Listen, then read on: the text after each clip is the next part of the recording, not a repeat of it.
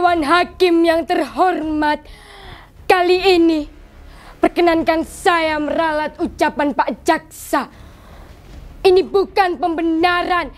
Saya tidak merasa membela diri saya sendiri, karena saya merasa ini bukanlah tindakan yang benar.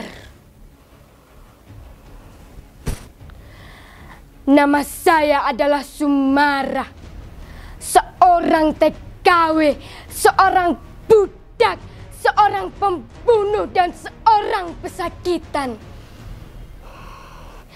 Yang akan saya bicarakan kali ini adalah hitam putih hidup saya, merah biru abu-abu hidup saya, belang loreng hidup saya, dan gelap cahaya pada hidup saya. Oleh karena itu, Dewan Hakim yang terhormat, izinkanlah saya mendongakkan kepala, izinkanlah saya membuka suara. Saya tidak peduli benar atau salahnya ucapan saya kepada apa dan siapa. Saya tidak peduli. Dewan Hakim yang terhormat, izinkan saya berbicara. Jangan ditanya dan jangan dipotong. Jika nanti sudah waktunya berhenti, saya akan diam. Saya akan diam selamanya.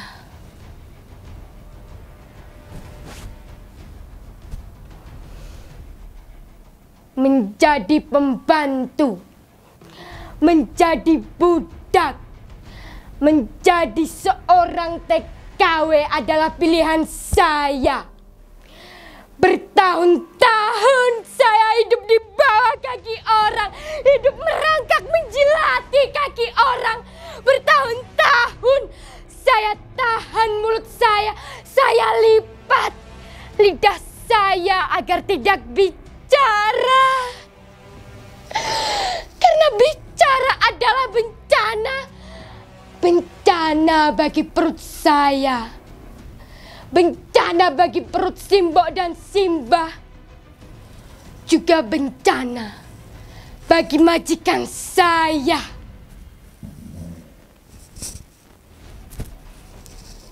Sejak kecil, saya tidak berani mendongakkan kepala. Termasuk di desa Karangsari tempat saya dilahirkan. Kegugupan itu dimulai ketika Pak Kasirin, guru madrasah saya, menerangkan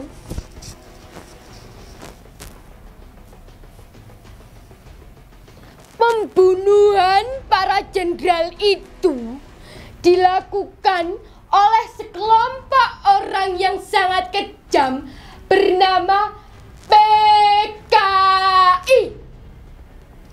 PKI itu benar-benar biadab. Untuk itu dihapus dan dilarang berkembang. Antek PKI dihukum.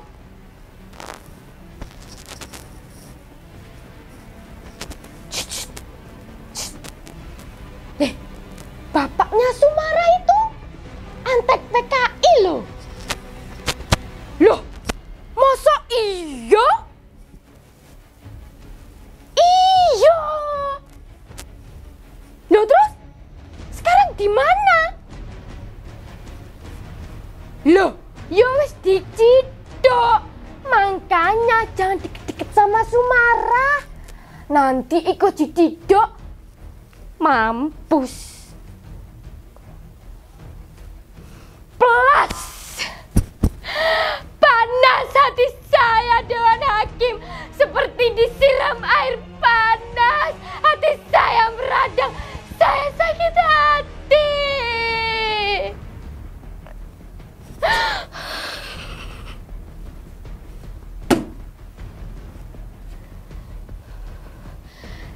Siapa yang bilang bapak saya adalah PKI?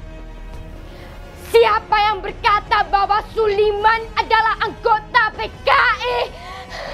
Bukan! Bapak saya bukanlah seorang PKI.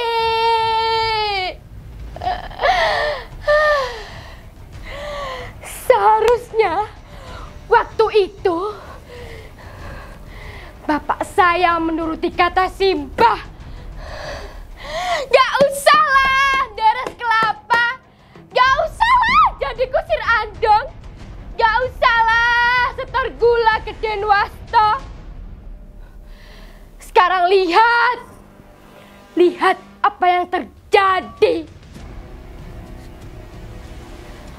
Bapak saya juga ikutan kena jeduk saat Denwasto diringkus PKI.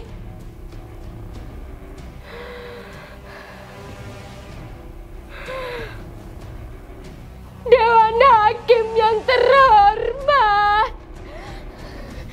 jika benar bapak saya adalah seorang PKI, jika benar bapak saya turut bersalah, lantas apakah saya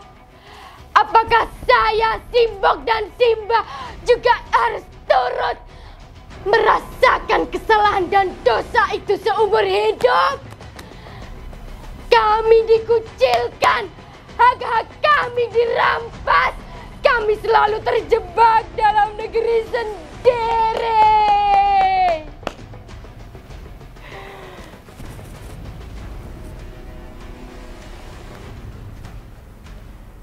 Suatu hari, saya bekerja dengan juragan beras. Namanya adalah Bu Juwarti. Dari pekerjaan itu, saya berkenalan dengan seorang lelaki. Namanya adalah Mas Edi. Mas Edi adalah seorang tentara dan saya sangat jatuh hati padanya. Harapan saya melambung tinggi kalau Mas Edi juga menaruh hati pada saya. Tapi kemudian harapan itu untuk dihancurkan, terpelanting dan merosot ke jurang kala Mas Edi tahu latar belakang keluarga saya. Dia mundur teratur. Saya tidak bisa menikah dengan Mas Edi. Bagi seorang tentara, haram jadah hukumnya untuk Mas Edi menikahi perempuan seperti saya.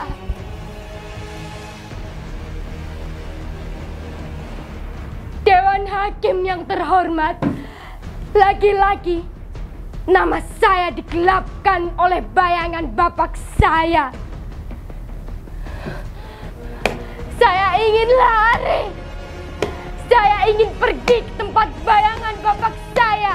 Sudah tidak bisa menguntit saya lagi. Dan melalui hal itu,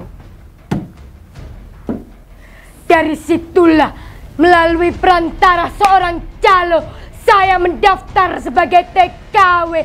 Saya telah memenuhi persyaratan-persyaratan, mulai dari biaya kelurahan, Depnaker, kantor imigrasi, dan birokrasi tenaga kerja yang ternyata sangat panjang sekali. Dan inilah saya, Sumara binti Suliman, seorang babu dengan predikat 6 tertinggi menjadi budak di negeri orang. Kosinus tangan diferensial menjadi irama mesin cuci. Archimedes menjadi teori menyetrika baju. Dikotil, monokotil menjadi irama kain pel. Teori pidato menjadi omelan majikan. Dan 13 pulau dari Sabang sampai Merauke lenyap menjadi wajan penggorengan.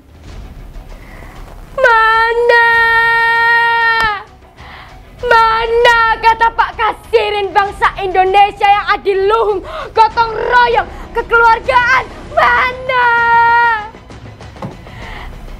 Ternyata Dewan Hakim yang terhormat, segalanya hanya bisa dibeli dengan uang. Segalanya hanya bisa bisa dibeli dengan uang.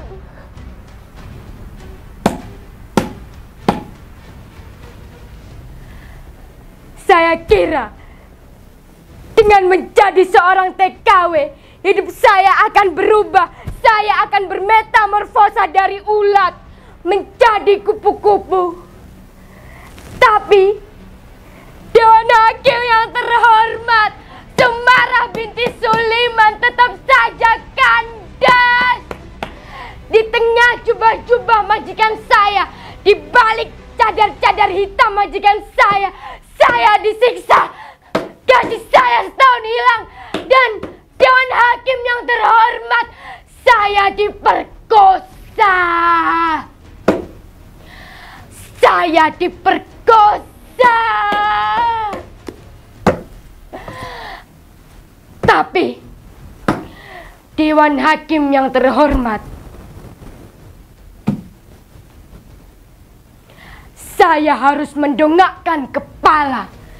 Saya harus berani meludahi orang-orang yang telah menginjak-injak hidup saya, yang telah membinatangkan saya. Saya mengangkat tangan dan mengambil sebilah pisau dan menusukkan pisau itu ke mata jantungnya. Majikan itu, Dewan Hakim, majikan itu saya bunuh. Inilah saya, Sumarah binti Suliman, seorang TKW, seorang pembunuh. Dewan Hakim yang terhormat, saya siap mati.